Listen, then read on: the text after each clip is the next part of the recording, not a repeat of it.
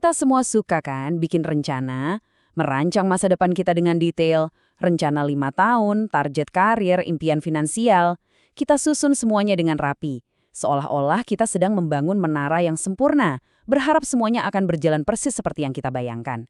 Karena, ya, pada dasarnya kita semua mencari kepastian. Tapi, coba deh kita jujur sama diri sendiri. Kapan terakhir kali hidup berjalan 100% mulus sesuai rencana? Jadi, pertanyaan yang lebih penting mungkin bukan, apakah rencana kita akan meleset, tapi apa yang kita lakukan saat kenyataan yang berantakan itu datang dan menguji semua persiapan kita. Nah, inspirasi kita hari ini datang dari sebuah buku yang luar biasa, The Psychology of Money, karya Morgan Housel. Di dalamnya ada satu pelajaran yang terdengar sederhana tapi sering banget kita lupakan. Selalu siapkan ruang untuk kesalahan. Anggap aja ini kayak sabuk pengaman finansial Anda. Tentu kita berharap nggak akan pernah membutuhkannya, tapi justru dialah yang menyelamatkan kita waktu terjadi hal-hal yang tidak terduga. Biar kita benar-benar paham seberapa kuat ide ini, yuk kita lihat sebuah kisah nyata. Sebuah cerita tentang betapa berbahayanya sebuah rencana yang terlalu sempurna. Apalagi kalau yang punya rencana adalah orang-orang paling cerdas sekalipun. Kita semua pasti kenal Warren Buffett dan Charlie Munger kan? Duo investor legendaris. Tapi tahu nggak sih kalau dulu ada orang ketiga di tim mereka? Namanya Rick Warren. Dan dia ini bukan orang sembarangan. Dia sama cerdasnya, sama tajam analisisnya. Jadi, kalau bukan kecerdasan, apa dong yang membedakan nasib mereka? Buffett sendiri merangkumnya dengan sangat baik. Dia bilang, Rick itu sama pinternya dengan kami, tapi dia terburu-buru. Nah, keinginan untuk dapat semuanya serba cepat inilah yang jadi awal masalahnya. Jadi begini ceritanya. Karena ingin cepat kaya, Rick memakai banyak utang untuk investasi, atau yang biasa kita sebut leverage. Rencananya sih sempurna selama pasar terus naik. Tapi kemudian, pasar saham anjlok parah di tahun 73-74. Tiba-tiba dia kena margin call dan akhirnya terpaksa menjual semua sahamnya di harga paling rendah justru ke Buffett. Dia keluar dari permainan. Bukan karena dia bodoh, tapi karena rencananya nggak punya ruang untuk skenario terburuk. Kisah tragis Rick Warren ini bukan cuma soal investasi yang salah loh. Ini adalah pelajaran tentang daya tahan. Kisah ini membawa kita ke sebuah prinsip yang fundamental. Dalam permainan uang, tujuan utamanya bukan menang besar sekali-kali, tapi memastikan kita tidak pernah terlempar keluar dari permainan itu sendiri. Dan disinilah kita menemukan satu kebenaran penting. Ternyata, mencari uang dan menjaga uang yang sudah kita punya itu membutuhkan dua keahlian yang sama sekali berbeda, bahkan seringkali bertolak belakang. Gini deh, untuk menjadi kaya, Anda mungkin harus bersikap seperti roket, optimis, berani, ambil resiko, dan meluncur ke atas. Tapi, untuk tetap kaya, Anda harus jadi seperti kura-kura berduri, sedikit waspada, rendah hati, dan sadar kalau apa yang sudah didapat bisa hilang kapan saja. Satu keahlian untuk membangun, dan satu lagi untuk melindungi. Nah, inilah yang disebut margin keamanan, atau margin of safety.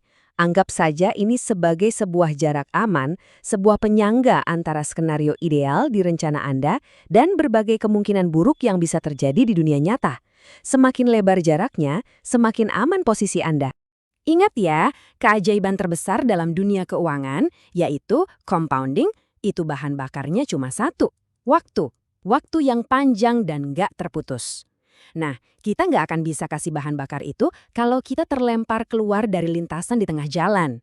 Kemampuan untuk tetap berada di permainan, untuk bertahan, itulah segalanya. Oke, teorinya masuk akal. Tapi, gimana caranya kita membangun penyangga ini dalam kehidupan kita sehari-hari? Yuk, kita coba ubah konsep ini jadi sesuatu yang lebih praktis. Ini dia intinya, benar-benar intinya. Bagian terpenting dari sebuah rencana adalah merencanakan kegagalan dari rencana itu sendiri. Sadari dari awal bahwa peta yang kita gambar itu bukanlah wilayah yang sebenarnya. Ini bukan soal jadi pesimis ya, tapi soal jadi realis yang strategis.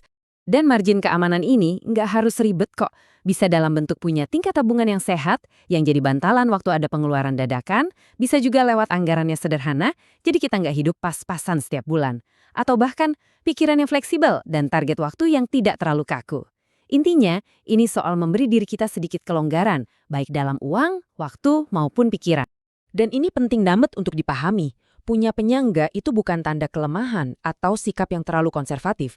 Justru sebaliknya, penyangga adalah sumber kekuatan. Ia adalah tangki cadangan yang bikin kita bisa terus maju saat yang lain sudah kehabisan bensin. Dan pada akhirnya, itulah yang membantu kita melewati garis finish. Jadi, mari kita simpulkan semuanya dengan sedikit mengubah cara kita memandang apa itu arti kesuksesan finansial yang sebenarnya. Ada sebuah paradoks dalam kesuksesan. Ia bisa jadi guru yang payah.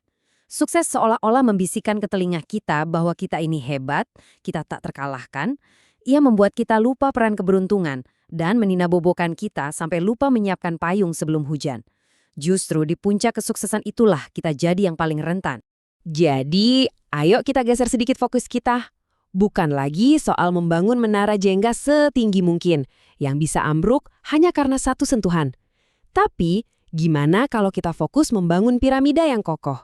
Mungkin nggak setinggi menara, tapi dijamin nggak akan goyah oleh badai sekalipun. Tujuan sebenarnya bukan jadi yang tertinggi, tapi jadi yang terakhir berdiri. Sekarang, coba dilihat lagi rencana Anda.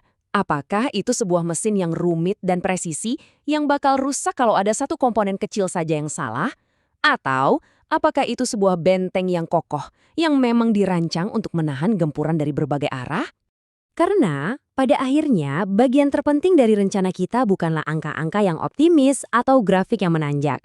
Bagian terpentingnya adalah ruang kosong yang sengaja kita sisakan, ruang untuk bernapas, ruang untuk beradaptasi, dan yang terpenting, ruang untuk hal-hal yang tidak berjalan sesuai rencana.